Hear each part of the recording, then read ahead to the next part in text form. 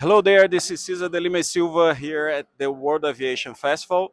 I'm now with Stephane Pingaud, and he's from DerbySoft, right? Correct. How are you, Stefan? Good, and yourself? Thank you very much. So, I'd like to ask you about your global data network, how it's have been helping the industry, and what problem does it solve, and how? Well, the reality is that flight distribution space has been operating under very similar models, GDS, flight aggregators, for many years. Um, there hasn't been a lot of innovation, and it's always been based on some sort of a centralized system connecting airlines on the one hand to travel agencies on the other. And that this model, in our point of view, has some limitation. First of all, it's a pretty close ecosystem. You need to be an airlines, commercial airlines, usually legacy airlines, connecting to accredited travel agencies. So it's pretty close on an ecosystem. Those models are also not really equally financed. Uh, Funding of those models are usually unbalanced, whether it's the airlines paying or whether that's the travel agency paying, depending on the model. And finally, the amount of data and insight you get through those existing models is pretty limited. So as a DerbySoft, we actually saw an opportunity to to create a new model, a new category, if you like, that we call the global data network. Um, the idea of this model is to address those limitations and to deliver a number of core value pillars to both airlines and suppliers and sellers, on the other hand.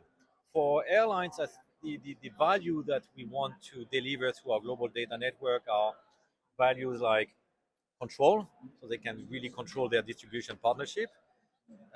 It's transparency, so they get good visibility on uh, all the basically travelers that are going to be the traveler information that is going to flow through that network.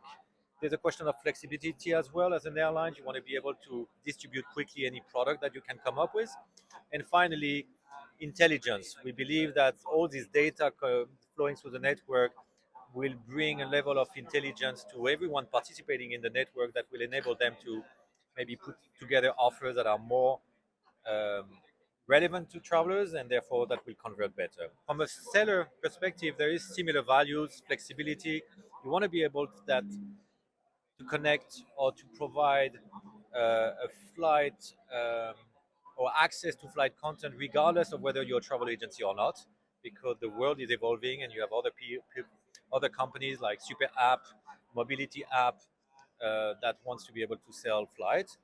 You want to give them the maximum access to content, and sometimes content does not come only from airlines. That's why this concept of network is important, because we want to be able to connect airline to agencies or airline to sellers, but also sellers to sellers.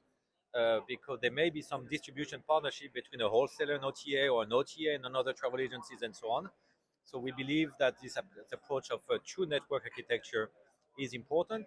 We also have the idea of optimization. As I said, the data will help sellers and travel agencies and OTAs and other players to sell, to optimize the offer they receive from suppliers and from the airlines, and to have offers that make sense to their traveler and to their customers, so it converts better. So, in a nutshell, GDN has the same sort of mandate, uh, facilitating flight distribution, but is looking at a network approach, decentralized approach, rather than a centralized approach that was the case of all the previous categories and models, and also brings this element of intelligence by leveraging all the data that are going to flow through the network, which we believe will benefit both airlines, suppliers, and sellers. Okay, thank you very much, Stefan, and good luck to you. Thank you. You're welcome.